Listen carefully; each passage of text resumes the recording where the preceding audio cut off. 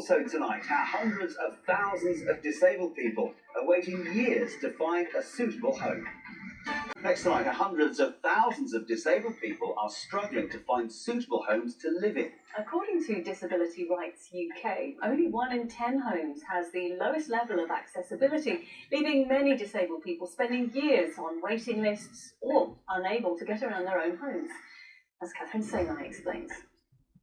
Liz Owen from St Neots in Cambridgeshire spent years waiting for an accessible home that was right for her. It was so hard for ages. Like, you get put on a list and you get kind of rated as to how urgent it is to move. And it took in total, I think, just over 2 years, which I know some people think that's really short. But when you're struggling to just like get in and out of your house, that is a long time. She is not alone. There is a growing list of people in need of suitable housing in England. According to Disability Rights UK, there are 20,000 people on waiting lists for a wheelchair-accessible home. Despite this, only 427 of these types of homes are built every year. At current building rates, someone could be on a waiting list for 47 years before they're in a home that's right for them. Kim is a quadruple amputee.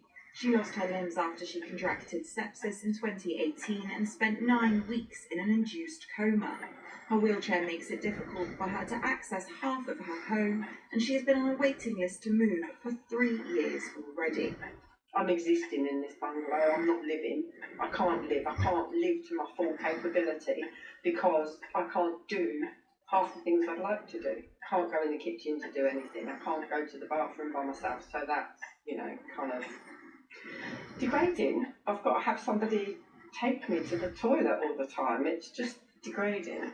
Campaigners want to see building regulations change so that new homes are more accessible and inclusively designed, with wider doors, wet rooms and spaces that can be easily adapted in future.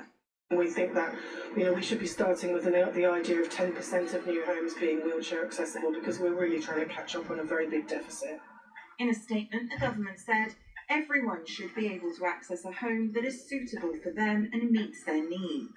That is why providing a range of safe and suitable accessible housing is part of our ambition to deliver 1.5 million new homes over the next 5 years. But building more accessible homes takes time, whilst a growing number of society's most vulnerable are spending theirs continuing to live in a house and not a home. Catherine Sengai, ITV News.